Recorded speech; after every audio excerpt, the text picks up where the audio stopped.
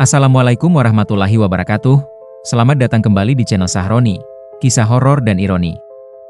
Terima kasih sudah meluangkan waktu untuk menonton konten kami hari ini. Sebelum kita masuk ke cerita yang mendebarkan ini, kami ingin menyampaikan bahwa semua kisah yang kami bagikan adalah karya fiksi belaka.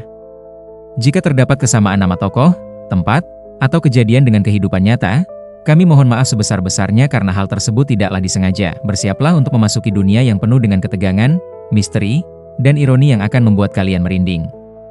Pastikan kalian sudah menyiapkan mental dan jangan lupa untuk like, subscribe, dan nyalakan notifikasi agar tidak ketinggalan cerita-cerita seru lainnya dari Sahroni. Sirene masih terdengar samar saat Raka menerobos ilalang basah dan ranting-ranting yang mencakar kulit. Napasnya memburu, dada panas, keringat bercampur darah kering di pelipis. Di belakang sana, lampu-lampu merah biru sempat menyala di kejauhan, lalu tenggelam di telan gelapnya pepohonan. Jalan tanah yang baru saja ia tinggalkan hilang, digantikan akar-akar menjuntai dan bau humus basah. Raka tidak tahu lagi dia di hutan mana. Yang ia tahu hanya satu, kalau tetap di jalan utama, dia pasti tertangkap. Terus aja, Rak, terus aja, gumamnya, seolah bisa menyemangati dirinya sendiri. Malam itu lembab. Kabut tipis menggantung rendah. Suara serangga dan tonggeret, tapi tidak ada suara anjing. Tidak ada teriakan polisi. Hanya desis angin yang lewat di sela daun, seperti bisikan. Setelah entah berapa lama berlari, Raka tersandung akar dan jatuh tersungkur. Lututnya menghantam tanah, tangannya tergores batu. Ia menggeram pelan. Bangsat, ia terduduk, memegangi lutut. Dada naik turun liar. Di saku jaketnya, uang hasil perampokan terlipat dalam tas kecil yang diikat di pinggang. Masih hangat dari adrenalin kejadian barusan, Raka adalah bagian dari kelompok perampok kecil yang malam itu berniat merampok rumah seorang juragan toko emas di pinggiran kota. Rencana berantakan. Si juragan melawan. Satu peluru menyasar orang yang salah, putri juragan, remaja belasan tahun, meregang nyawa di lantai ruang tamu. Begitu suara pistol meledak, semuanya kees. Warga teriak. Orang-orang keluar rumah. Seseorang pasti sudah menelpon polisi. Dua temannya tertangkap. Satu lagi entah kemana. Raka lari, mengambil jalan belakang, masuk begitu saja ke jalan setapak yang katanya mengarah ke hutan yang jarang disentuh orang. Daripada mati ditembak di tempat, pikirnya, mending hilang di hutan. Nanti juga ada jalan keluar lagi. Sekarang, di tengah gelap, pikirannya mulai goyah. Kalau nyasar gimana, Rak? Sisi lain dari dirinya berbisik. Ia menengadah, berusaha melihat bintang, tapi tertutup rapat oleh kanopi pepohonan tua. Ranting dan daun saling bertaut, menelan cahaya bulan. Sunyi, terlalu sunyi. Ia baru sadar hutan ini berbeda. Tidak ada suara kodok dari sungai. Tidak ada pekik burung malam. Hanya desahan angin yang aneh, seperti orang berbisik pelan dari jauh. Raka, ia terkesiap, menoleh cepat ke kanan kiri. Siapa? Suaranya pecah, tidak ada siapa-siapa. Hanya batang pohon besar menjulang, beberapa di antaranya berlumut tebal, satu dua seperti membentuk wajah samar jika dilihat dari sudut tertentu. Capek kali, gua, ujar Raka pada diri sendiri. Halusinasi, ia berdiri, mengibas-ngibaskan celana. Baru mau melangkah lagi, dari kejauhan tampak kerlip cahaya kekuningan di antara pepohonan, seperti lampu minyak atau obor. Raka menyipitkan mata. Cahaya? Hatinya antara lega dan was-was. Berarti ada orang. Ia merapatkan jaket, lalu melangkah pelan mendekati sumber cahaya itu. Setiap langkah terasa panjang. Hutan seperti memanjang sendiri. Namun perlahan, cahaya itu makin jelas. Bukan obor, melainkan lentera minyak yang menggantung di depan sebuah gubuk kayu tua dengan atap rumbia yang mulai runtuh di beberapa bagian. Di samping gubuk, berdiri pohon beringin besar. Akar-akarnya menjuntai seperti rambut kusut, sebagian melilit batu-batu besar yang tertutup lumut. Raka berhenti beberapa meter dari gubuk, mencoba memahami apa yang ia lihat. Gubuk? Di tengah hutan begini? Di depan gubuk, duduk seorang perempuan tua, tubuhnya bungkuk, mengenakan kebaya lusuh dan kain batik kusam. Rambutnya disanggul acak, beberapa helai putih menjuntai. Kulitnya keriput, tetapi matanya yang sayu tampak sangat jernih memantulkan cahaya lentera. Perempuan itu menunduk, seolah sedang mengupas sesuatu di tangannya. Raka menelan ludah. "Mak, Panggilnya ragu. Mbak Aak. Nek, perempuan tua itu mendongak pelan. Tatapannya langsung mengunci ke arah Raka, seperti sudah tahu sejak awal dia ada di situ. Kau lama juga sampainya, suaranya parau, tetapi jelas. Kupikir kau batal datang. Raka tertegun. Ma, maksudnya? Perempuan tua itu tersenyum kecil. Senyum yang tidak sepenuhnya ramah, tapi juga bukan mengancam. Lebih seperti menerima. Masuk dulu, nak. Kau pasti haus. Raka memandang sekeliling. Tidak ada rumah lain. Tidak ada jalan keluar lain yang jelas.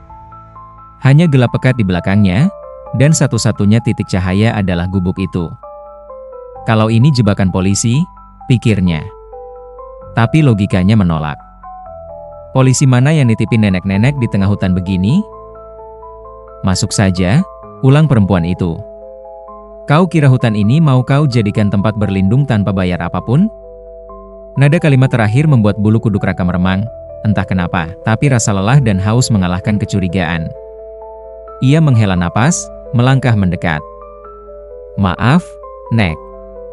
Saya nyasar. Dikejar orang. Nenek nggak takut? Tanyanya sambil menahan jarak, sekitar 2 meter. Perempuan itu terkekeh kecil. Sudah terlalu lama di sini untuk takut pada orang, jawabnya. Yang menakutkan di hutan ini bukan manusia, nak. Raka menelan ludah. Nama nenek siapa? Perempuan itu menatapnya lama, seolah menimbang-nimbang, lalu menjawab pelan, orang dulu memanggilku Sarinem. Tapi sudah lama tidak ada yang memanggil namaku. Panggil saja aku nenek. Raka, jawabnya, hampir refleks. Nenek Sarinem mengangguk pelan. Raka, ia mengulang. Nama yang keras. Tapi wajahmu, wajah orang yang sudah lama capek. Raka menghindari tatapannya, merasa terlanjang oleh kata-kata itu. Boleh saya numpang sebentar, Nek? Sampai pagi. Habis itu saya pergi. Gak akan ganggu, ucapnya cepat. Nenek Sarinem berdiri perlahan, tulangnya berbunyi halus. Namun gerakannya tidak selemah yang seharusnya dimiliki orang setua itu. Masuklah, katanya. Di sini malam tidak singkat seperti yang kau kira. Perkataan itu membuat Raka ingin bertanya, tapi ia urungkan. Ia melangkah masuk ke gubuk, melewati pintu kayu yang sudah rapuh. Interior gubuk itu sederhana, bahkan menyedihkan. Lantai tanah yang dipadatkan, beberapa tikar anyam, lemari kayu tua yang catnya mengelupas, dan tungku tanah liat di sudut yang masih menyala kecil dengan panci hitam di atasnya. Bau kayu terbakar bercampur dengan aroma jamu dan sesuatu yang asing, seperti daun kering yang disangrai. Minum dulu, kata Nenek Sarinem sambil menuangkan air hangat dari teko tanah liat ke sebuah cangkir enamel yang sudah kusam. Raka menerima cangkir itu ragu-ragu. Ini, air apa, Nek? Air rebusan daun, jawab sang nenek. Menurunkan demam dan menenangkan jantung. Kau butuh itu. Raka tertegun. Dari mana dia tahu jantung gua kayak mau copot begini, batinnya. Apa kau takut racun? Tanya Nenek Sarinem lagi, kali ini dengan senyum tipis yang nyaris mengejek. Bu, bukan begitu, Nek. Cuma, Nenek Sarinem mengambil cangkir itu kembali dari tangan Raka, lalu meneguk sedikit di depannya. Kalau mau meracunmu, aku tidak perlu repot-repot membuat minuman, ujarnya datar. Hutan ini sudah cukup untuk menghabisimu. Ia mengulurkan kembali cangkir itu. Raka, merasa malu dengan kecurigaannya sendiri, akhirnya meminumnya. Air itu pahit, tetapi hangatnya menyebar pelan ke seluruh tubuh. Nenek tinggal di sini sendirian? Tanya Raka setelah duduk di tikar. Gak takut, Nek? Ini kan jauh dari kampung. Aku tidak sendirian, jawabnya pelan, menatap api kecil di tungku. Hutan ini penuh. Penuh apa? Nenek Sarinem tersenyum samar, matanya memantulkan cahaya api. Penuh yang kau tidak lihat. Penuh yang selama ini kau hanya dengar dari cerita, lalu kau tertawakan. Raka mengerutkan kening. Setan, maksud nenek? Ia mencoba terdengar santai, tapi ada kegugupan yang jelas. Setan, lelembut, dedemit, jawabnya. Kuntilanak di batang-batang mahoni itu. Genderuwo di lembah di sebelah timur sana, namanya Gondo. Wewe gombel yang suka menggendong anak-anak hilang, di rumpun bambu yang kau lewati tadi. Pocong yang dulunya mati gantung di kampung seberang sungai, kuburannya dipindah ke sini. Banaspati yang suka melayang-layang seperti bola api di atas rawa. Raka menelan ludah, bulu tengkuknya berdiri satu persatu. Nenek, serius? Suaranya bergetar tanpa disadari. Nenek Sarinem memandangnya lekat-lekat. Kau pikir apa yang berbisik memanggil namamu tadi waktu kau jatuh di luar sana? Tanyanya balik. Raka merinding. Ia ingat jelas suara yang memanggil namanya barusan di tengah jalan. Ia belum pernah cerita ke siapapun, tetapi Nenek Sarinem seperti membacanya. Kalau bukan nenek, terus siapa? Suaranya mengecil. Di hutan ini, namamu adalah undangan, jawab sang nenek. Hati-hati menyebut, hati-hati memikirkan. Hening sejenak. Api di tungku berletik kecil. Sudah berapa lama nenek di sini? Tanya Raka, mencoba mengalihkan pembicaraan. Nenek Sarinem memandang ke atap rumbia, seolah sedang melihat masa lalu berputar di sana. Terlalu lama sampai susah menghitung, jawabnya. Orang terakhir yang datang ke sini dan masih bisa menghitung bilang padaku, setidaknya 100 tahun sudah lewat. Raka tercengang. 100 tahun? Ia menatap wajah keriput itu lekat-lekat. Tapi, Nek, manusia. Nenek bercanda, ya? Tidak semua yang tinggal di antara manusia, jawabnya samar. Dan tidak semua yang tinggal di hutan, binatang. Jawaban itu membuat tenggorokan Raka kering kembali. Kau lari dari apa, Raka? Tanya Nenek Sarinem, tiba-tiba mengubah arah pembicaraan. Tatapannya menembus. Raka terdiam. Ia terbiasa berbohong, tapi entah kenapa, di hadapan nenek ini, kebohongan terasa sia-sia. Dikejar orang, Nek, jawabnya pendek. Orang mana? Raka menghela napas berat. Polisi. Nenek Sarinem mengangguk pelan, seolah ini sudah ia duga. Kau bunuh siapa? Tanya sang nenek tenang, seperti orang menanyakan kabar. Raka tersentak. Saya nggak bunuh, serunya spontan. Itu kecelakaan. Dia yang gerak duluan. Teman saya panik, pistol meletus, temanmu yang meletuskan pelatuk, tapi bukan kau, potong Nenek Sarinem, matanya meruncing. Raka terdiam. Rahangnya mengeras. Tapi kau di sana. Kau tahu rencananya. Kau tahu ada anak di rumah itu. Kau tahu ada kemungkinan mati, lanjut Nenek Sarinem. Dan kini kau berlindung di pundak hutan ini, berharap semua yang mengejarmu di luar, berhenti di pinggir rimbun pepohonan. Nada suaranya pelan, tetapi kata-katanya menampar. Dia cuma anak, Nek. Suara Raka pecah, antara marah dan menahan sesuatu yang selama ini ia tekan dalam. Dia menjerit, tanya Nenek Sarinem. Raka memejamkan mata. Ia bisa melihat lagi adegan itu. Gadis kecil itu muncul dari balik pintu kamarnya, matanya membelalak melihat wajah-wajah asing bertopeng. Suara ibunya menjerit menyuruhnya kembali masuk, dan kemudian, suara letusan. Darah di dinding. Dia, nggak sempat, jawab Raka, napas tersengal. Matanya bagaimana? Desak nenek. Kenapa sih nenek nanya beginian? Raka menaikkan suara. Sebab di hutan ini, yang mati tidak dikebumikan dengan tenang, jawab Nenek Sarinem lirih. Mereka mencari, bertanya, menuntut. Dan kalau kau mau tinggal di sini sementara, kau harus belajar hidup dengan mereka. Raka terdiam. Tiba-tiba gubuk ini terasa sempit. Udara seperti menekan. Besok pagi, saya pergi dari sini, Nek, katanya. Saya nggak mau urusan dengan setan-setan. Nenek Sarinem terkekeh kecil. Kalau hutan ini mengizinkanmu pergi, kau akan pergi, ucapnya. Sekarang tidur dulu. Kau akan butuh tenaga untuk belajar. Belajar apa?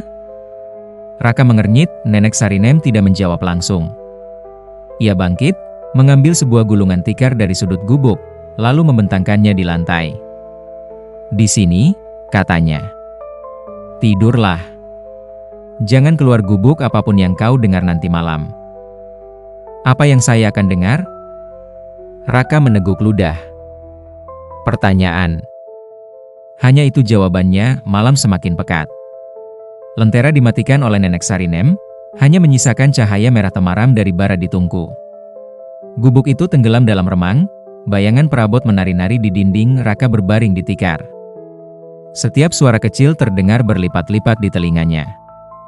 Dari semua tempat untuk kabur, kenapa gua masuk hutan begini? Gumamnya dalam hati, ia mencoba memejamkan mata, tapi kejadian di rumah juragan tadi memutar terus. Gadis kecil itu, tubuhnya yang jatuh, darah di lantai, dan wajah panik teman-temannya. Suara tongkat Nenek Sarinem yang diseret pelan di lantai terdengar, lalu berhenti. Raka melirik. Nenek tidur di sisi lain gubuk, terlindungi bayangan, hanya terlihat siluet bongkoknya. Raka, suara itu mengiang pelan, seperti bisikan yang ditarik dari jauh. Raka langsung membuka mata lebar-lebar. Raka, sekarang, lebih dekat. Seperti berasal dari luar dinding gubuk.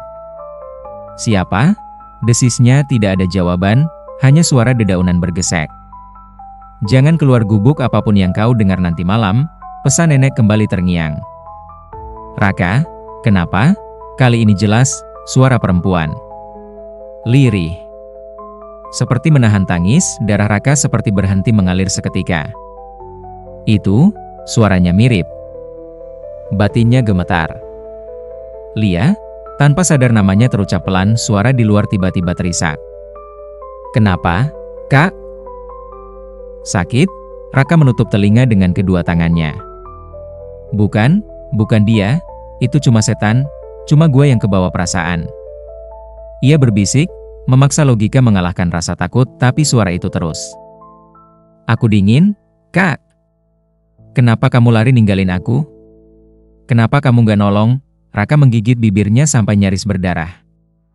Air mata yang selama ini tidak mau keluar, tiba-tiba berkumpul di ujung mata. Saya nggak punya pilihan. Gumamnya kepada diri sendiri. Cuma kamu yang lihat aku jatuh, suara itu melanjutkan, kini tepat di luar dinding papan tipis. Cuma kamu yang lihat mata aku. Suara kuku menggaruk pelan di dinding, panjang, serat, seperti ada sesuatu yang perlahan menyusur papan. Kamu ingat mata aku, Kak? Suara itu berubah datar. Raka gemetar dalam bayangannya, ia melihat lagi mata si gadis kecil. Bukan lagi mata yang hidup, tapi mata terbuka kosong, memantul lampu ruang tamu, darah mengalir dari pelipis. Diam, desis Raka. Diam, tiba-tiba, dinding kayu di samping kepalanya bergetar pelan. Seperti ada sesuatu yang menempelkan wajah di luar sana. Kalau kamu takut, buka pintunya, bisik suara itu lembut. Lihat aku sebentar, Kak. Telinga Raka mendenging. Rasa ingin melihat bercampur dengan ketakutan menggigil. Wajahnya basah oleh keringat dan air mata. Kalau aku buka, dan ternyata cuma halusinasi. Pikirnya. Kalau beneran dia, gimana? Tiba-tiba, dari sisi lain gubuk, terdengar suara batu kecil. Raka. Suara Nenek Sarinem, parau tapi tegas. Kau tidak ingin tahu wajahnya malam ini. Suara di luar berhenti mendadak. Sunyi. Lalu, sesuatu seperti tarikan napas panjang, bukan napas manusia, lebih berat, serak, seperti paru-paru penuh lendir. Raka menahan napas. Lalu, dari kejauhan, terdengar suara tertawa perempuan. Melengking, terputus-putus, bercampur isak. Tawa yang langsung dikenali siapapun di negeri ini, meski belum pernah mendengarnya langsung. Tawa kuntilanak. Bisik naluri purbanya. Tawa itu menjauh, lalu hilang di antara rimbun pohon. Raka terkulai di tikarnya, tubuhnya lemas. Kenapa nenek nggak bangunin saya tadi? Tanyanya dengan suara serak, menyadari ia belum tidur sama sekali. Sebab kau perlu mendengar, tapi belum perlu melihat, jawab Nenek Sarinem dari sudut gelap. Suara tadi, itu, dia? Tanya Raka ragu. Yang di luar pintu bukan hanya satu, jawab nenek. Ada yang memakai suaranya, ada yang meminjam ketakutanmu. Raka terdiam. Pikirannya berputar. Besok, aku akan mulai mengajarimu, sambung Nenek Sarinem. Kalau kau tetap ingin bersembunyi di sini, kau harus belajar bahasa hutan ini. Bahasa hutan? Raka mengulang pelan. Bahasa penyesalan, sahut nenek. Pagi datang, tapi tidak sepenuhnya terang. Matahari seakan terhalang lapisan tipis kabut permanen. Cahaya putih pucat menyelinap di antara celah dinding gubuk. Raka bangkit dengan kepala berat. Ia merasa seperti tidak tidur semalaman, meski sempat kehilangan kesadaran sebentar entah kapan. Nenek Sarinem sudah bangun, duduk di dekat pintu dengan segenggam daun-daun hijau tua di tangan, yang dilipat dan diremas, mengeluarkan aroma tajam menyengat. Kau terlihat seperti orang yang baru saja lahir, komentar nenek. Pucat dan kebingungan. Susahlah tidur kalau tiap malam ada yang manggil-manggil nama, sahut Raka sinis. Bagus. Berarti kau mendengar, ujar nenek. Lapar? Banget, jawab Raka jujur. Nenek Sarinem menunjuk ke panci di atas tungku. Ada bubur singkong. Tidak enak, tapi cukup untuk bikin kau sadar kalau masih hidup. Raka mengangguk, berdiri dan berjalan ke dekat tungku. Bubur itu benar-benar tidak menarik, putih pucat, agak menggumpal, tanpa lauk. Tapi perutnya protes keras. Nek, katanya sambil menyendok, nenek tadi malam, dengar juga suara itu? Dengar, jawab nenek.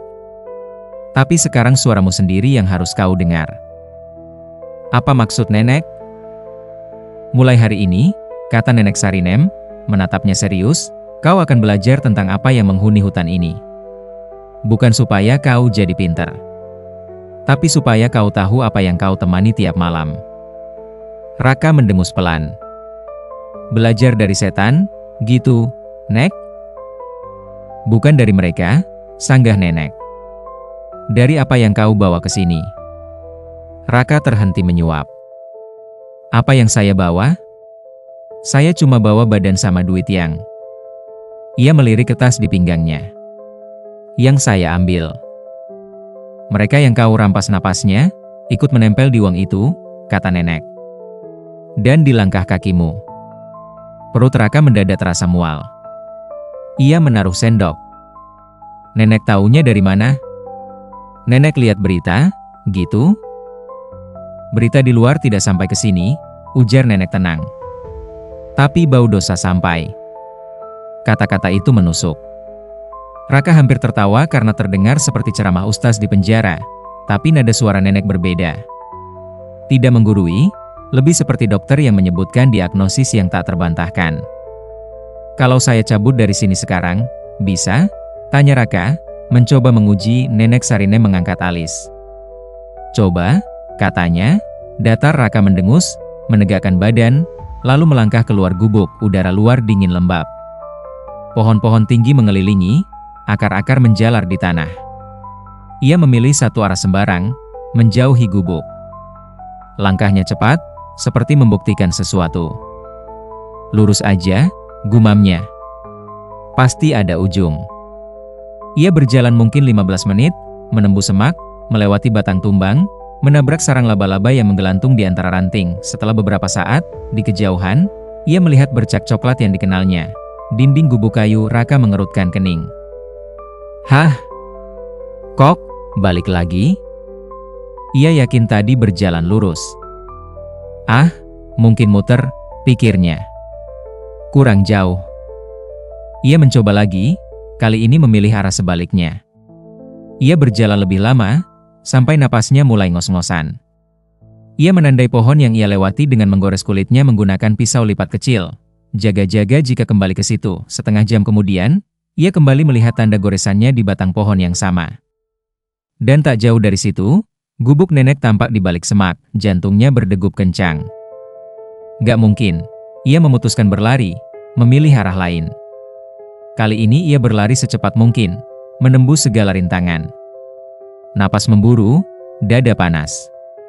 Hutan di sekitarnya seolah bergerak, menggeser-geser posisi. Saat akhirnya ia terhuyung keluar semak dan mengangkat kepalanya.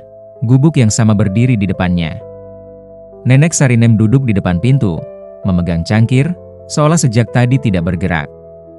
Sudah selesai? Tanya nenek. Tenang. Raka berdiri termangu, kemudian marahnya meledak. "Ini gua diapain?" teriaknya.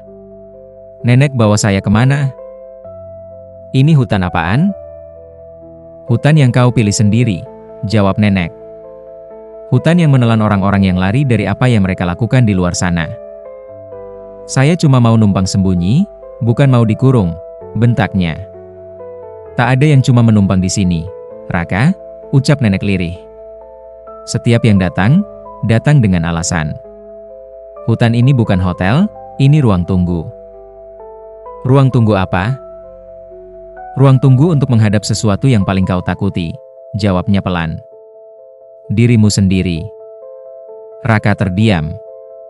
Amarahnya memudar, digantikan panik yang lebih dingin. "Berarti, saya nggak bisa keluar?" Suaranya mengecil. "Belum," kata nenek Sarinem. "Sampai kau selesai belajar." "Belajar apa, sih, Nek?" Suaranya patah. "Belajar melihat, sebelum nanti kau dilihat." Kalimat itu singkat, tapi mengandung ancaman samar yang membuat perut Raka menciut. Hari itu, Raka dipaksa bertahan di sekitar gubuk. Nenek Sarinem memintanya membantu mengumpulkan kayu bakar dan daun-daunan tertentu. Mereka berjalan tidak jauh dari gubuk, tapi cukup untuk membuat Raka merasakan kehadiran hutan lebih dekat. "Pegang ini," kata nenek, menyerahkan seikat kecil daun yang aromanya tajam. "Kalau kau merasa ada yang mengikutimu terlalu dekat, remas daunnya dan hirup." "Ini buat ngusir setan, gitu?" tanya Raka. "Bukan mengusir. Mengingatkan mereka kalau kau sedang bersamaku," jawab nenek. Mereka segan. Kenapa segan sama nenek? Raka penasaran. Nenek hanya tersenyum samar dan tidak menjawab. Saat mereka berjalan menyusuri jalur yang dipenuhi akar, Raka memperhatikan sekeliling.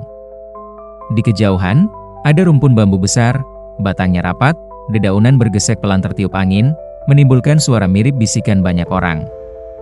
"Itu rumpun bambu yang tadi nenek bilang? Tempat Wewe Gombel?" Raka menunjuk, nenek mengangguk. Dia suka anak-anak yang ditinggal orang tuanya. Terutama yang ditinggal karena keserakahan, jelasnya. "Malam nanti, jangan lihat ke arah sana kalau kau dengar suara anak kecil tertawa atau menangis." "Kenapa?" "Sebab kau akan melihat wajah-wajah yang seharusnya tidak ada di sana." Bulu kuduk Raka meremang lagi. Saat sore menjelang, langit di atas hutan berubah menjadi keabu-abuan. Suara serangga mulai meningkat. Hawa dingin turun perlahan, membawa aroma tanah dan sesuatu yang seperti besi berkarat. "Malam ini, kau tidak hanya akan mendengar," kata nenek Sarinem saat mereka kembali ke gubuk. "Kau akan melihat satu persatu." "Melihat apa?" tanya Raka, meski bagian dalam dirinya ingin sekali tidak tahu. "Yang dulu hanya kau dengar sebagai cerita." Malam itu, setelah makan seadanya, nenek Sarinem memadamkan sebagian besar api, menyisakan cahaya remang yang cukup untuk melihat bentuk, tapi tidak jelas detail. "Kau duduk di sini," perintah nenek, menunjuk tikar menghadap pintu yang dibiarkan sedikit terbuka, menampakkan kehitaman di luar. "Nek, saya nggak nyaman pintu kebuka begini," keluh Raka. "Kalau kau tutup, mereka tetap di sana," jawab nenek. "Beda hanya kau bisa lihat atau tidak." "Nenek nggak takut?" tanya Raka, duduk dengan gelisah. "Aku dan mereka sudah bertetangga terlalu lama," sahut nenek. "Kau yang baru pindah ke lingkungan ini." Hening merayap perlahan. Hanya suara napas mereka berdua dan gesek daun di luar. Beberapa menit berlalu tanpa kejadian. Raka mulai berpikir mungkin semua ini hanya permainan psikologi. Lalu, pelan-pelan, dari luar terdengar suara langkah berat. Bukan langkah manusia. Terlalu berat, terlalu dalam. Setiap injakan seperti mengguncang tanah. "Jangan berdiri," bisik nenek tanpa menoleh. Langkah itu berhenti tepat di depan pintu. Dari celah sempit, Raka bisa melihat sesuatu bergerak. Bayangan besar, berlapis bulu kasar, dengan kaki yang tidak sepenuhnya mirip kaki manusia. Aroma anyir bercampur bau keringat busuk masuk ke dalam gubuk, membuat perut Raka mual. Sesuatu mengendus-endus di luar. "Nek!" Suara Raka nyaris tak terdengar. "Napasmu terlalu kencang," tegur nenek pelan. "Tenangkan." "Apa? Itu? Genderuwo?" jawab nenek lirih. Aku memanggilnya Gondo. Dia suka bau ketakutan. Kau harus belajar berdampingan dengannya. Tiba-tiba, dari luar pintu, terdengar suara berat seperti suara laki-laki dewasa tapi serak, bercampur dengusan. Nek, lapar. Suara itu bergema pelan. Gondo, malam ini kau hanya boleh mengendus, kata nenek tenang, menatap ke arah pintu. Tidak boleh menjilat, apalagi mengunyah. Suara di luar menggeram rendah, seperti tidak senang. Ada yang manis, yang baru. Desisnya. Bau darah, bau lari. Raka bergidik, menyadari yang dimaksud adalah dirinya. Dia belum milikmu, ucap nenek Sarinem, tegas untuk pertama kalinya. Beberapa detik hening, lalu terdengar tawa kecil dari luar. Bukan tawa perempuan, tapi tawa berat tercekik. Baiklah, Nek, baiklah, katanya. Aku tunggu, sampai waktunya. Langkah berat itu menjauh, disertai suara ranting patah. Bau anyir perlahan hilang, Raka menarik napas panjang, baru sadar ia menahannya sedari tadi. Nenek, kenapa dia bilang, sampai waktunya? Tanya Raka was-was. Sebab di hutan ini, waktumu bukan milikmu lagi, jawab nenek samar. Kau menundanya saat memilih masuk kemari. Tapi waktu punya caranya sendiri untuk menagih. Belum sempat Raka mencerna kata-kata itu, dari arah lain terdengar suara tawa lagi, kali ini tawa perempuan. Melengking, panjang, diikuti suara seperti kuku menggesek kulit pohon. Cukup untuk malam ini, kata nenek, berdiri dan menutup pintu. Kalau terlalu banyak dalam satu malam, kepalamu pecah.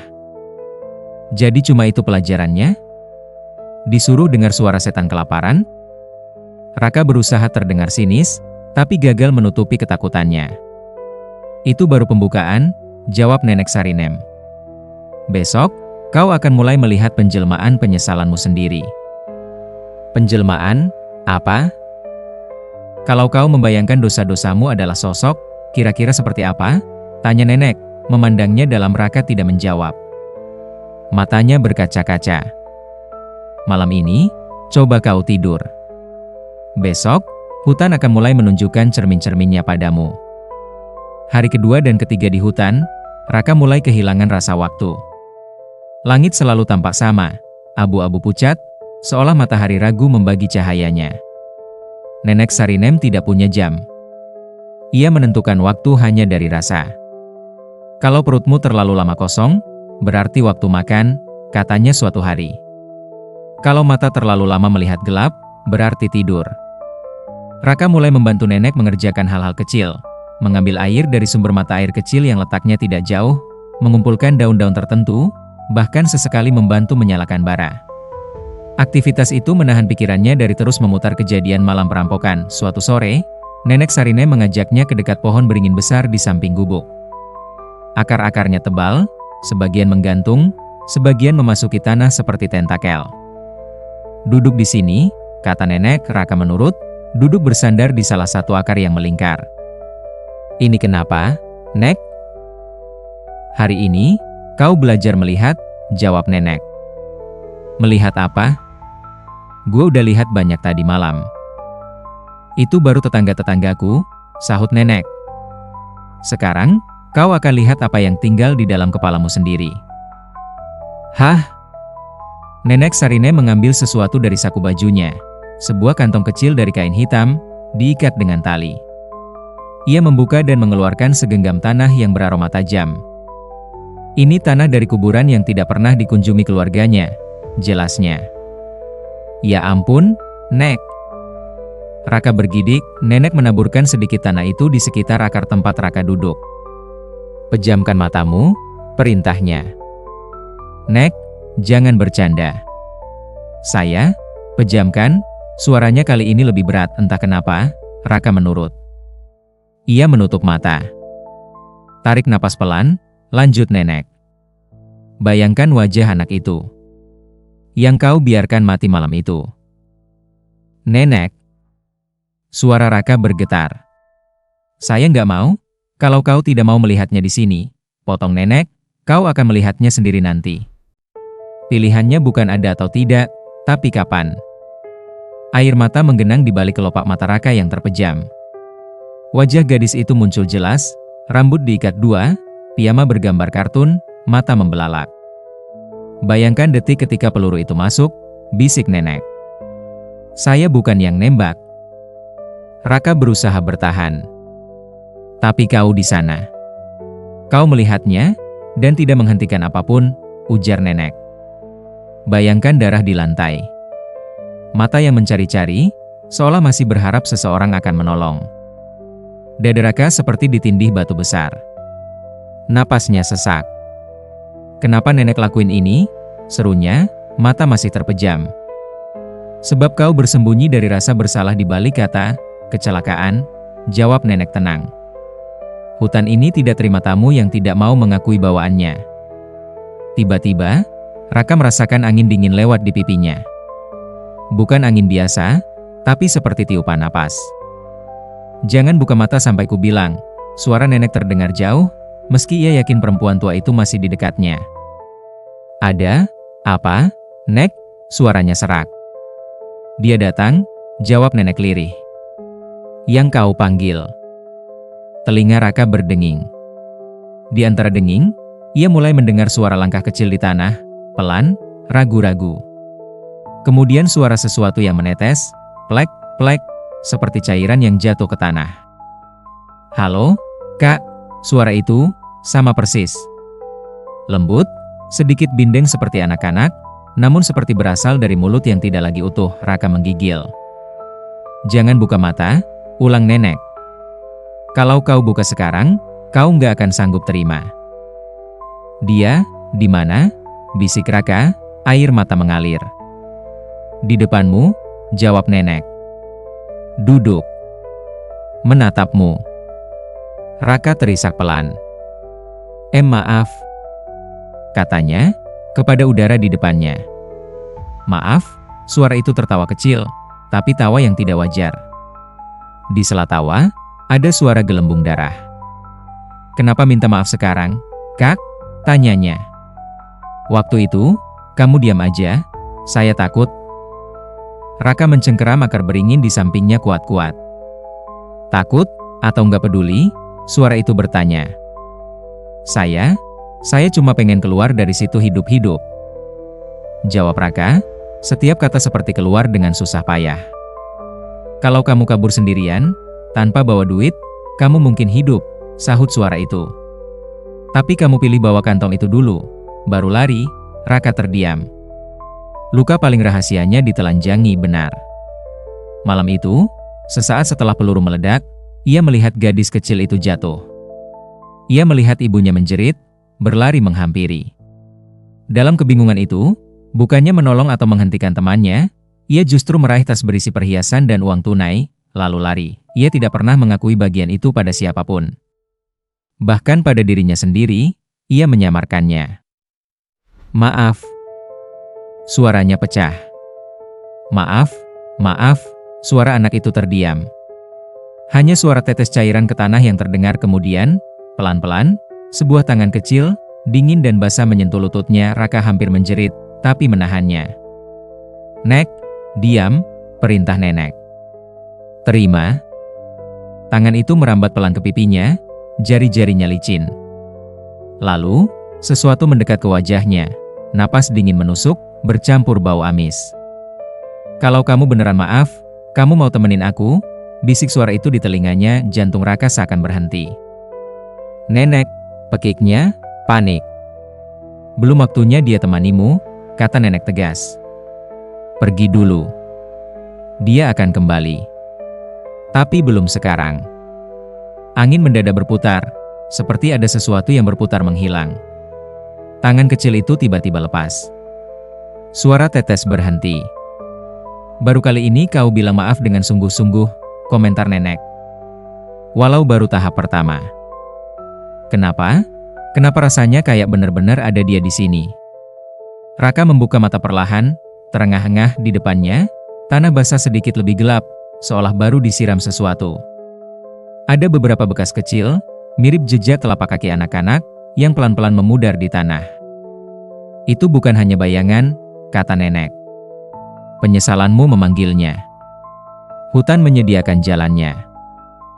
Saya nggak kuat kalau harus begitu terus, Nek, kata Raka, suaranya bergetar. Itu baru satu, jawab Nenek. Kau pikir hanya dia yang kau tinggalkan tanpa keadilan? Raka memejamkan mata kembali. Ia ingat semua wajah yang ia rampok selama ini. Wajah bapak-bapak yang dagangannya diambil, sopir truk yang dipukuli, pegawai minimarket yang ditodong. Tidak semuanya mati, tapi luka mereka menumpuk di dalamnya.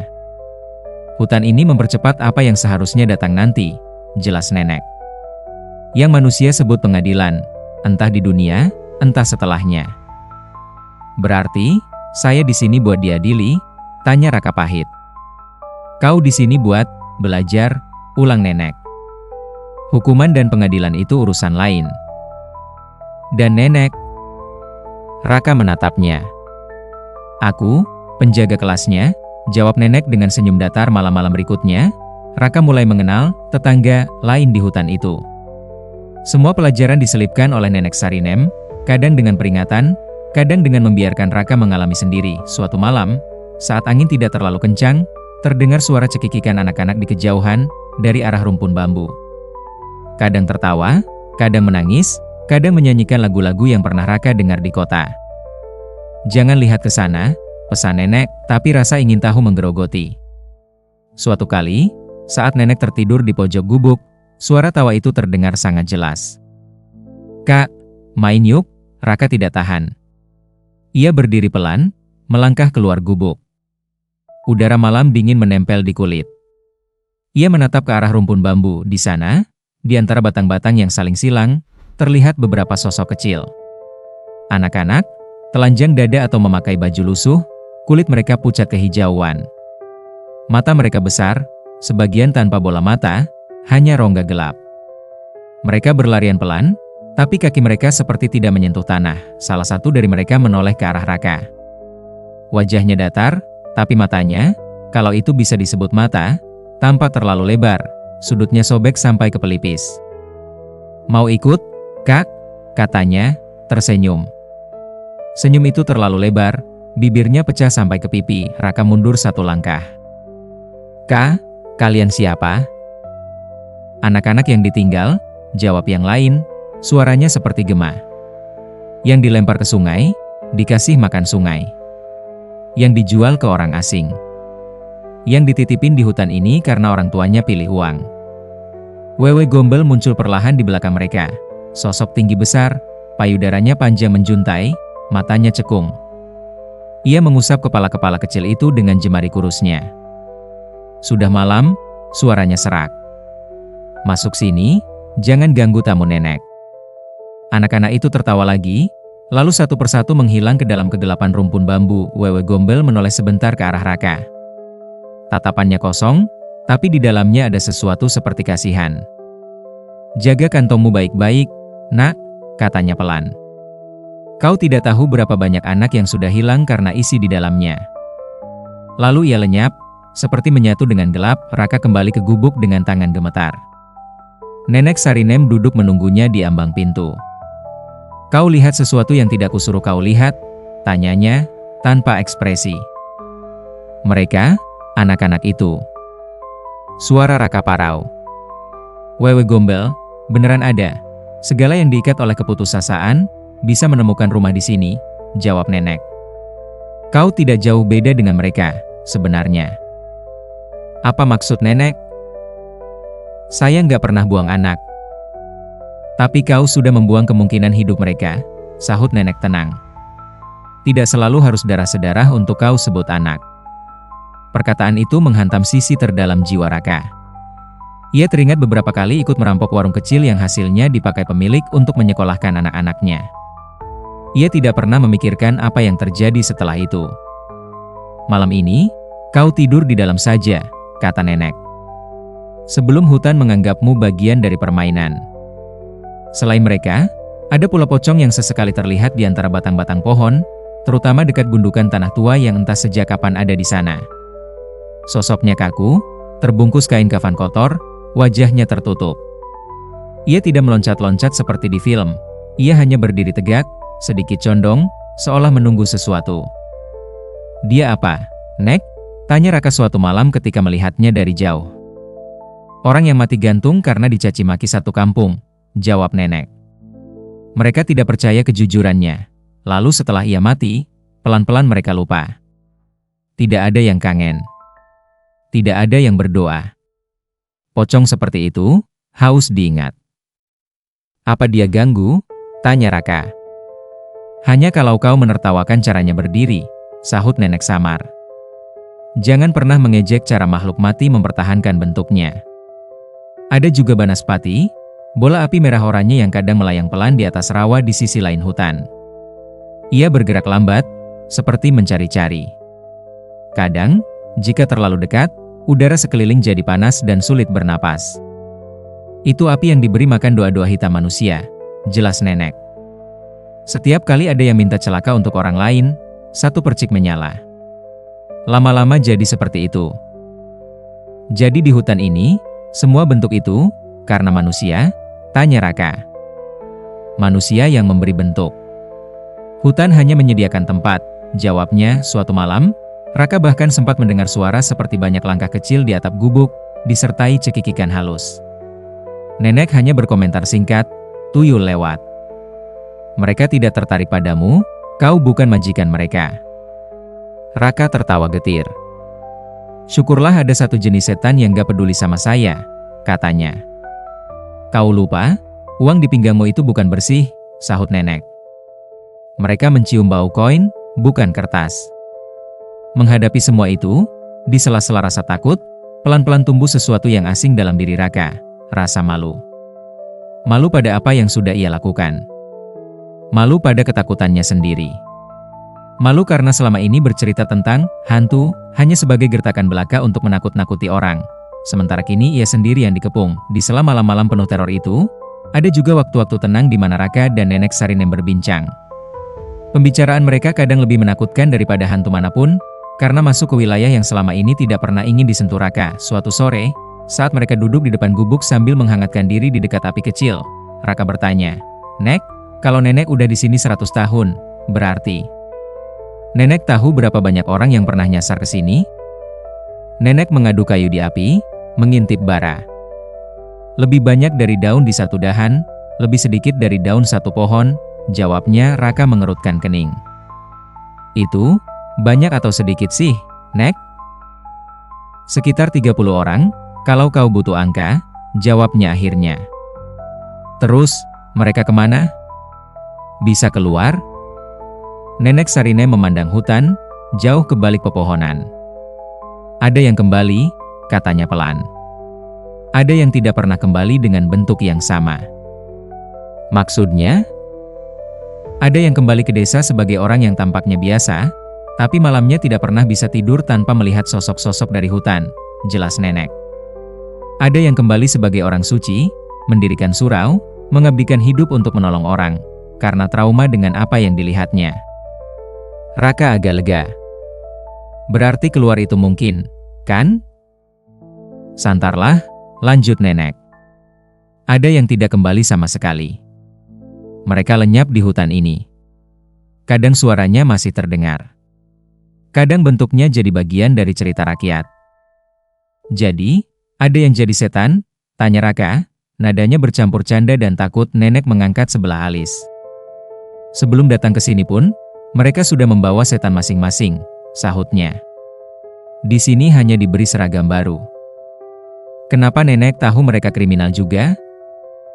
"Orang yang datang kemari hampir tidak pernah datang dengan niat piknik," jawabnya sinis.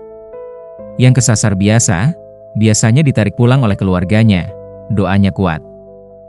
Yang sepertimu, yang lari karena dikejar, yang membawa penyesalan dan dosa berat, yang seperti itulah yang hutan suka simpan sebentar." Raka menelan ludah. "Terus, nenek sendiri, kenapa di sini?" Pertanyaan itu meluncur begitu saja. Beberapa detik hening, angin berhenti sejenak, seolah menunggu jawaban. Nenek Sarine menatap api, matanya berkaca-kaca, tapi suaranya tetap tenang. "Aku pernah menolak pulang," jawabnya pendek. "Kenapa?" "Aku akan pulang kalau semua anak yang pernah kulepas bisa kembali," katanya. Itu tidak mungkin. Jadi aku tinggal. Raka mengerutkan kening. Anak yang pernah nenek lepas? Aku dulu dukun beranak di kampung sebelah hutan ini, jelas nenek. Tanganku menyambut ratusan bayi ke dunia. Tapi juga, atas permintaan orang tua mereka, kadang, menghentikan napas mereka sebelum sempat menangis. Darah Raka seperti berhenti mengalir. Nenek, maksudnya, aku meminum jamu pahit ini tidak hanya untuk menyehatkan, lanjutnya, seolah tidak mendengar. Dulu, jamu yang kubuat untuk ibu-ibu yang malu hamil di luar nikah, untuk bapak-bapak yang tidak mau anaknya lahir cacat, untuk keluarga yang takut malu. Ia berhenti sejenak, menelan sesuatu di tenggorokan. Aku pikir aku menolong mereka. Sampai suatu malam, mimpi-mimpi datang menempel di dinding rumahku. Tangan-tangan kecil meraih dari bawah kasur. Tangis-tangis yang tidak terdengar telinga, tapi terasa di tulang. Aku lari ke hutan, berharap mereka berhenti mengikuti. Dan, mereka nggak berhenti, tebak Raka pelan. Mereka hanya menemukan rumah baru, kata nenek lirih. Rumpun bambu itu yang pertama tumbuh setelah aku datang ke sini. Wewe Gombel tidak ada sebelum anak-anak itu butuh seseorang yang setidaknya mau menggenggam mereka. Raka memandang hutan dengan cara baru. Tiba-tiba, semua makhluk di sana terasa seperti hasil samping tindakan manusia, bukan sekadar setan iseng. Berarti nenek juga kriminal? Tanyanya ragu. Aku lebih dari itu, sahut nenek pahit. Aku fasih berbicara dengan kematian sebelum hutan ini mengajariku nada suaranya. Raka terdiam. Untuk pertama kalinya, ia merasa tidak lagi berada di hadapan orang suci yang mengadilinya. Ia sedang duduk bersama seseorang yang sama hancurnya dengannya, jika tidak lebih. Nek, katanya perlahan, kalau suatu hari saya bisa keluar dari sini, saya harus ngapain? Nenek Sarine menatapnya lama. Pertanyaannya bukan, kalau, ucapnya. Pertanyaannya, dengan apa kau ingin keluar? Dengan tangan kosong? Atau dengan sesuatu yang membuat keluar MU berarti? Apa maksudnya? Raka bingung. Kalau kau keluar hanya untuk lari lagi, tak ada bedanya, jawab nenek. Kalau kau keluar untuk membawa sedikit saja beban hutan ini keluar, dengan cara menebusnya, barangkali napasmu sedikit lebih ringan. Menebus? Raka mengulang. Sama siapa? Sama Tuhan? Itu urusan kalian, sahut nenek. Di sini, kau berurusan dengan mereka yang kau tinggalkan. Hari-hari menjadi berminggu-minggu. Raka kehilangan hitungan. Di dunia luar, mungkin baru beberapa malam. Di hutan, rasanya seperti berbulan-bulan, ia mulai terbiasa dengan kehadiran suara-suara di malam hari. Tawa kuntilanak yang kadang hanya lewat, langkah berat genderuwo gondo yang sesekali mendekat pintu lalu pergi. Nyanyian sayup dari arah rawa yang membawa suara-suara samar seolah orang memanggil dari dasar air kadang. Di kejauhan, terdengar suara azan. Sangat pelan, seperti tertiup angin dari desa entah di mana. Suara itu tidak pernah sampai utuh. Hanya potongan-potongan.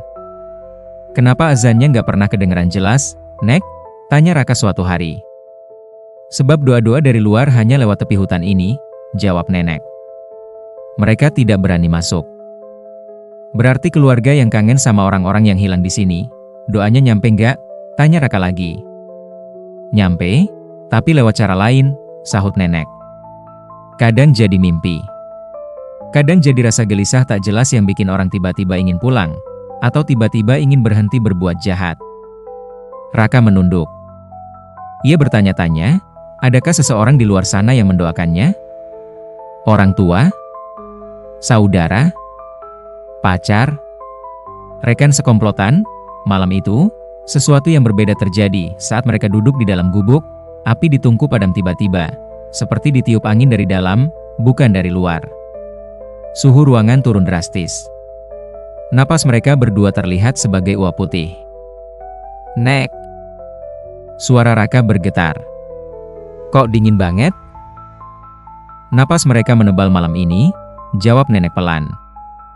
Nap, siapa? Pintu antara sini dan sana lagi tipis, katanya. Ada yang baru mati, dekat sini. Raka menelan ludah. Mati? Kenapa? Tanya Raka, meski tidak benar-benar ingin tahu. Nenek Sarine memiringkan kepala, seolah mendengar sesuatu. Tabrakan? Jawabnya. Satu truk terguling di tikungan dekat mulut hutan. Sopirnya mabuk. Beberapa orang mati seketika. Satu anak tertimpa peti. Gambaran itu menerobos kepala Raka, padahal ia tidak melihat langsung. Tiap kali ada kematian mendadak di dekat hutan, dinding di antara mereka dan sini menipis, jelas nenek. Kadang ada yang nyasar sebentar. Mereka bisa masuk gubuk ini? Tanya Raka, panik. Kalau kau buka pintu, jawab nenek tenang. Tiba-tiba, terdengar ketukan keras di pintu. 3 kali. Duk! Duk! Duk! Raka melonjak. Nek, diam, perintah nenek, menatap pintu. Ketukan itu terdengar lagi, lebih keras. Seperti orang memukul-mukul dengan tulang, bukan tangan berisi daging. Lepas, in. Suara serak, seperti ada pasir di tenggorokan. Kau tak lagi punya tubuh untuk kulepaskan, jawab nenek, suaranya datar namun jelas. Pulanglah lewat jalan lain. Sakit, jerit suara itu, menggelegar, membuat dinding gubuk bergetar. Dari langit-langit, debu tanah rumbia berjatuhan. Raka menutup telinga. Di luar, terdengar suara benda berat diseret di tanah, bercampur suara pecah seperti kaca remuk. Kalau kau buka pintu sekarang, kau akan melihat bentuk tubuh yang tidak lagi utuh, kata nenek. Dan baunya akan menempel di napasmu selamanya. Apa nggak kasihan, Nek? Dia kayak minta tolong. Raka merasa dadanya sesak. Aku sudah terlalu sering kasihan, jawab nenek lirih. Kasihan tanpa kuasa hanya memanjang-manjangkan penderitaan. Suara di luar sedikit mereda, lalu terdengar seperti menjauh, disertai isak, geram, dan dengusan putus asa. Udara perlahan menghangat lagi. Api di tungku menyala sendiri, kecil, seperti bara yang disulut kembali.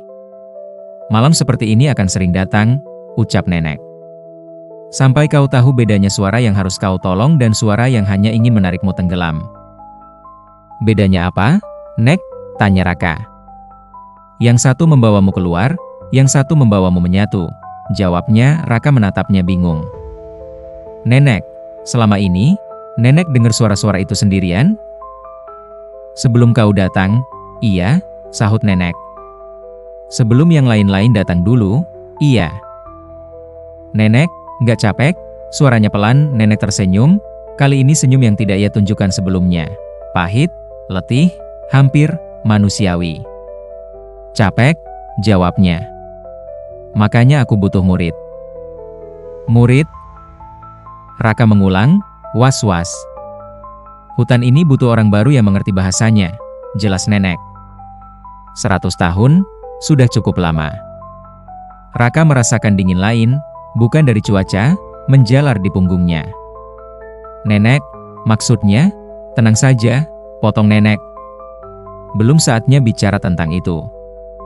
Namun kata-katanya tertinggal di udara, menggantung seperti ancaman. Suatu pagi yang entah keberapa, nenek Sarinem berkata, hari ini kita coba lagi, kau cari jalan keluar.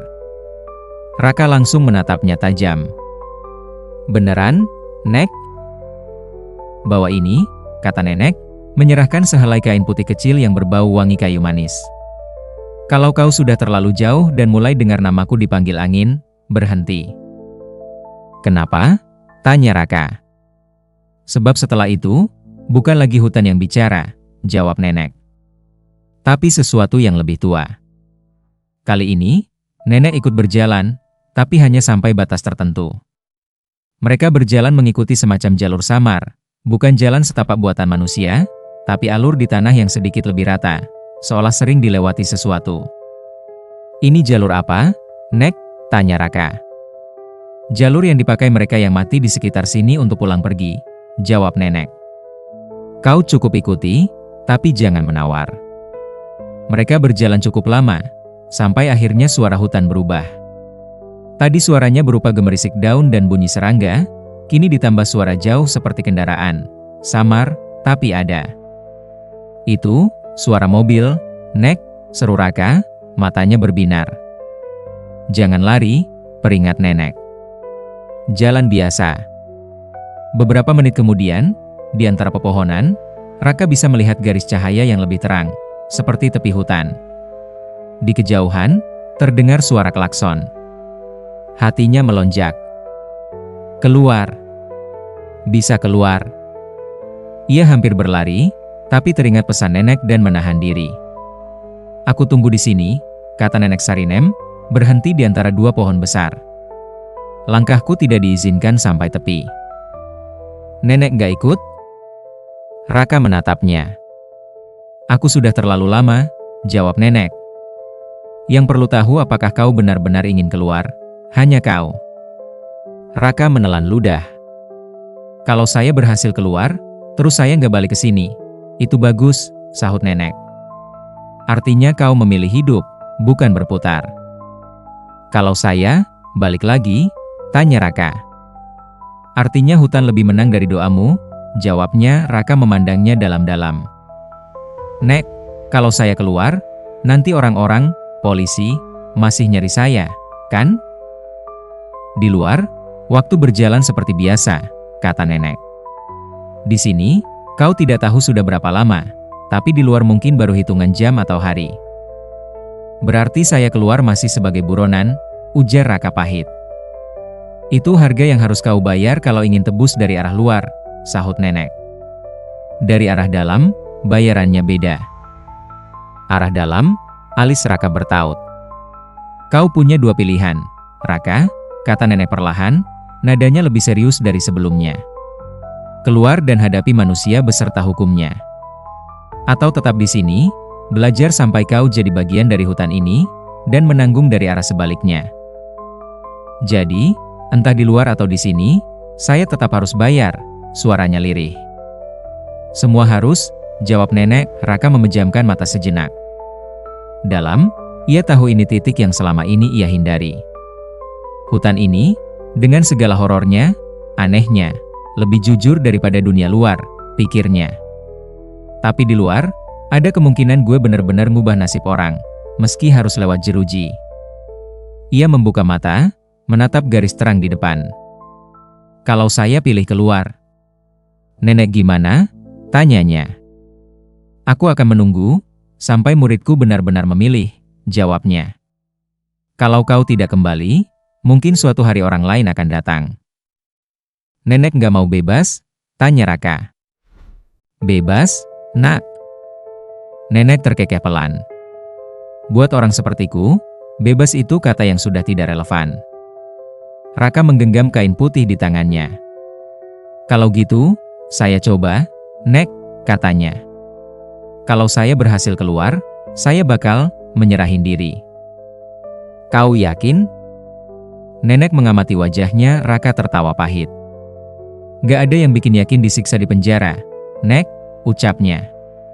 "Tapi, kalau saya tetap di sini, saya cuma lari lagi. Bedanya kali ini, yang saya tipu bukan cuma manusia."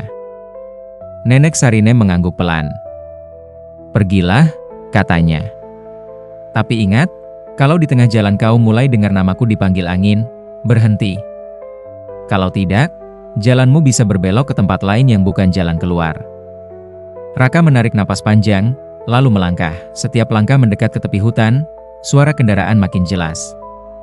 Ia bisa mencium sedikit bau asap knalpot, bau yang selama ini ia anggap biasa, kini terasa seperti tanda kehadiran dunia nyata.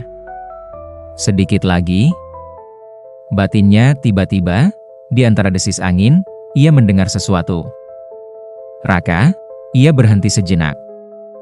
Suara itu mirip suara nenek, tapi ada gema aneh di dalamnya. "Jangan tinggalkan aku sendirian." Demikian bisikan itu. Ini yang tadi nenek bilang, pikirnya. Nama nenek dipanggil angin. "Tolong, aku capek." Suara itu lagi. "Tinggal di sini lama, sendirian." Raka menggenggam kain putih lebih erat. Kata-kata nenek berputar di kepalanya. "Kalau kau sudah terlalu jauh dan mulai dengar namaku dipanggil angin, berhenti." Ia menoleh ke belakang. Hutan tampak lebih gelap tiba-tiba.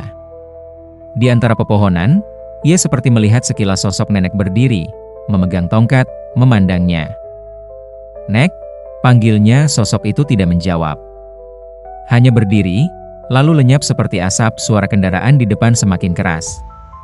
Ia bisa melihat sekilas garis aspal hitam di luar sana. Hanya beberapa puluh meter lagi. "Kalau saya terus maju, saya akan keluar," pikirnya. "Kalau saya berhenti, mungkin saya balik ke nenek. Mungkin saya, kau ingat adikmu?" Tiba-tiba, suara lain muncul. Bukan suara nenek, bukan suara gadis yang mati. Suara perempuan yang sudah lama tenggelam di memorinya, ibunya. "Bu," bibirnya bergerak tanpa suara. "Gimana kalau ibu lihat kamu di TV sebagai penjahat?" Suara itu pelan. "Gimana kalau kamu ditangkap, dipukulin massa, mati dijadiin pelajaran?" Tubuh Raka kaku. Ketakutan lama menyergap lagi. "Kalau kamu di sini aja, di hutan, kamu gak akan dipukulin orang. Kamu cuma bakal hilang pelan-pelan." Gak ada yang tahu. Gak ada yang malu, bisik suara itu, air mata mengalir begitu saja di pipinya. Keluar, hadapi dunia, atau balik ke hutan dan lenyap tanpa jejak, pikirnya. Mana yang lebih pengecut? Suara nenek, kali ini jelas, terngiang dari belakang. Yang pengecut bukan yang lari dari hukuman, Raka. Yang pengecut adalah yang terus lari dari perubahan. Ia tidak yakin suara itu nyata atau hanya ingatan. Tapi itu cukup. Dengan kaki gemetar, ia melangkah lagi ke depan. Meninggalkan suara-suara di belakang. Meninggalkan bayangan nenek yang mungkin asli, mungkin bayangan hutan. Beberapa langkah kemudian, ia menembus batas pepohonan. Cahaya menyilaukan. Udara berubah, hangat, bercampur bau aspal, debu, dan bensin. Ia berdiri di tepi jalan raya kecil. Mobil-mobil sesekali lewat. Di kejauhan, terlihat garis kuning polisi membentang, kerumunan orang, dan satu truk terguling di pinggir jurang. Orang-orang menoleh ke arah Raka yang muncul dari hutan, bajunya kotor, wajahnya kusut. Itu orang dari hutan," seru seseorang. "Jangan-jangan sopir truknya kabur ke sana," sahut yang lain. Beberapa pasang mata memandangnya curiga. Raka menatap pemandangan itu, lalu menatap ke belakang, ke arah hutan. Jaraknya hanya beberapa langkah, tapi terasa seperti dua dunia. Di tepi jalan, seorang polisi berseragam berdiri, mencatat sesuatu di buku. Ia menoleh begitu melihat Raka, tatapannya awas. "Mas," panggilnya. "Mas dari mana?" Raka membuka mulut, tapi tidak langsung menjawab. Di benaknya, berkelebat semua wajah. Gadis kecil yang mati, anak-anak di rumpun bambu, genderuwo gondo, wewe gombel, pocong, banaspati, bahkan suara-suara yang baru saja ia dengar di hutan. Dan nenek Sarinem, duduk di depan gubuk, menatap dengan mata yang sudah lelah melihat segala. "Aku bisa pura-pura jadi korban kecelakaan," pikir Raka. Bila nyasar di hutan, gak tahu apa-apa. Terus hilang lagi suatu hari. Atau, ia bisa melakukan hal yang selama ini paling ia takuti. "Mas," saya tanya. Polisi itu mendekat. "Mas dari mana? KTP ada?" Raka menghela napas panjang, terasa seperti membuang beban yang selama ini menempel di dadanya. "Pak!" Suaranya serak. "Saya, Raka." Buronan kasus perampokan dan penembakan di rumah juragan toko emas di kota tadi malam. Kerumunan mendadak riuh. Itu yang diberita. "Beneran, nih? Tangkap! Tangkap!" Beberapa orang bergerak mendekat, sebagian dengan wajah marah, sebagian penasaran. Polisi itu tertegun sejenak, lalu refleks memegang borgol di pinggangnya. "Mas, sadar apa yang Mas omong?" tanyanya. Raka mengangguk pelan.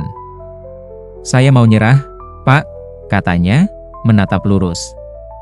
"Sebelum saya benar-benar hilang di hutan." Polisi itu menatapnya lama, lalu menghela napas. Bungkukan badan, tangan di belakang, perintahnya. Raka menurut. Borgol dingin mengunci pergelangan tangannya. Saat polisi menggiringnya ke mobil, ia sempat melirik lagi ke arah hutan. Di antara pepohonan, sekilas, ia merasa melihat sosok nenek Sarinem berdiri, tersenyum tipis, lalu lenyap. Terima kasih, Nek, batinnya di penjara, hari-hari berjalan lambat. Dinding beton, jeruji besi, jadwal makan teratur. Semua terasa nyata tapi juga, seperti mimpi dibanding hutan, Raka menjalani persidangan. Wajah keluarga korban menatapnya penuh kebencian. Ibunya menangis di pengadilan, tapi tidak mendekat. Hakim menjatuhkan hukuman berat, belasan tahun penjara tanpa remisi beberapa tahun pertama di dalam sel. Malam pertama, Raka mengira ia akan tidur tenang. Tidak ada tawa kuntilanak, tidak ada langkah genderuwo, tidak ada anak-anak hilang, tapi begitu lampu dimatikan, sunyi menelan. Dan dari pojok sel, ia mendengar sesuatu. Raka. Dalam kabur antara tidur dan sadar, ia mendengar suara-suara familiar. Raka, suara itu lembut, bukan marah lagi. Gadis kecil itu. Kak, capek, ya? Iya. Ia menjawab dalam hati. Capek banget. Mau istirahat bareng? Tawar suara itu. Tapi, gue belum cukup nebus. Ia protes lemah dari arah lain, suara nenek Sarinem datang, jelas. Penebusan bukan soal cukup atau tidak, Nak, katanya. Itu soal mau atau tidak. Kalau saya ikut, sekarang. Tanya Raka, saya jadi apa, Nek? Hutan selalu butuh orang yang mau duduk dan mendengar, jawabnya. Orang yang tahu rasanya lari, lalu berhenti. Orang yang tahu wajahnya sendiri lebih menakutkan dari setan manapun. Napas Raka berat. Berarti, saya nggak keluar, beneran? Kau akan keluar dari satu jenis penjara, sahut nenek. Masuk ke jenis lain. Bedanya, di sana kau bisa memilih jadi penjaga, bukan lagi pelaku. Malam itu, di klinik penjara, monitor detak jantung Raka berbunyi teratur, lalu perlahan melambat. Perawat yang jaga malam itu mengira ia hanya tertidur. Tapi menjelang dini hari, ketika ia mengecek, napas Raka sudah tidak ada. Matanya tertutup, ekspresinya tenang. Lebih tenang dari semua malam sebelumnya. Dokter menyatakan ia meninggal karena komplikasi paru-paru. Berita itu sampai ke koran lokal sebagai catatan kecil. Seorang narapidana kasus perampokan meninggal di balik jeruji. Tidak ada banyak yang peduli. Keluarga korban mungkin merasa sedikit lega. Keluarganya sendiri berduka dalam senyap. Namun, di suatu tempat yang tidak bisa ditunjuk di peta, di tengah hutan yang jarang diinjak kaki manusia, di bawah pohon beringin besar, seorang nenek tua duduk di depan gubuk kayu, memegang cangkir. Ia menoleh ke samping. Di sana, berdiri seorang pria dengan wajah yang kini tidak lagi segelisah dulu. Wajah Raka, tapi matanya berbeda, lebih dalam, lebih letih, dan di saat yang sama, lebih pasrah. Selamat datang kembali, kata nenek Sarinem. Raka, atau sesuatu yang dulunya Raka, menarik napas. Udara hutan masuk, bersama semua bau, tanah basah, daun kering, dan sedikit bau anyir yang tak pernah pergi.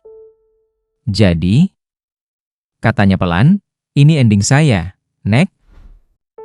Ini awal pekerjaan barumu, sahut nenek. Kau mau duduk di dalam gubuk, atau di akar beringin? Raka memandang sekitar.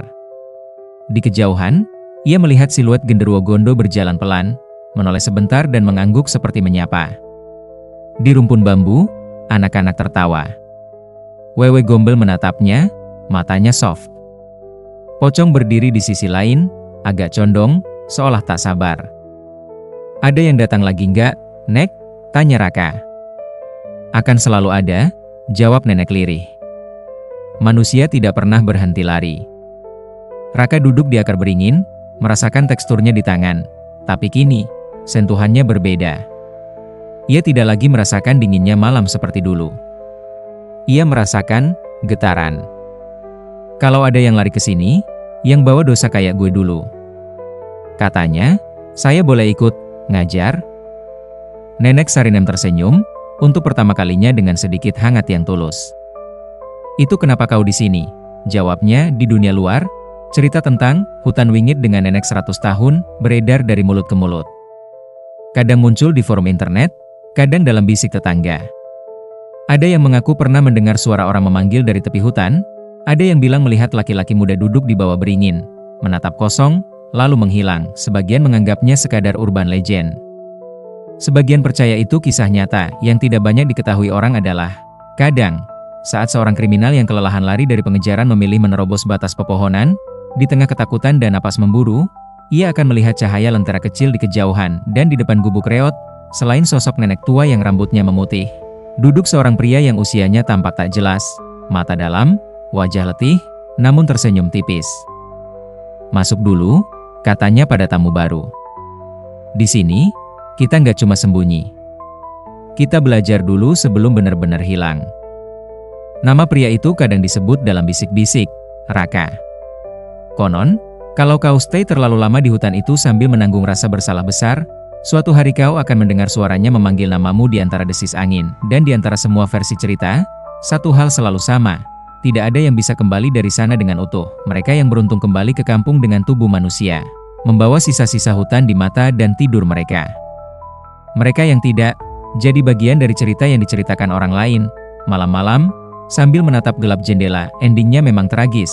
Seorang kriminal yang sempat memilih jalan benar justru mati di penjara, lalu menjadi penjaga bagi mereka yang datang setelahnya, di hutan yang tidak pernah kenyang oleh pelarian manusia. Tapi di antara semua tragedi itu, di bawah rindang beringin, di gubuk yang kayunya terus lapuk tapi tak pernah roboh, ada sepasang mata, milik Nenek Sarinem dan Raka, yang mengawasi. Mereka tidak lagi lari, dan di hutan, itu satu-satunya bentuk kemenangan yang mungkin. Terima kasih yang sebesar-besarnya sudah setia mendengarkan kisah sampai selesai. Kehadiran kalian adalah motivasi terbesar bagi kami untuk terus menghadirkan cerita-cerita horor yang tidak hanya menegangkan, tapi juga penuh dengan ironi kehidupan yang menggugah pikiran. Jangan lupa untuk subscribe dan aktifkan notifikasi agar kalian tidak melewatkan kisah-kisah berikutnya yang pastinya akan membawa kalian masuk lebih dalam ke dunia misteri dan keanehan yang menggelitik rasa penasaran. Sampai jumpa kembali di cerita selanjutnya. Semoga malam kalian penuh kedamaian, dan keberanian kalian tak pernah surut menghadapi kegelapan. Wassalamualaikum warahmatullahi wabarakatuh.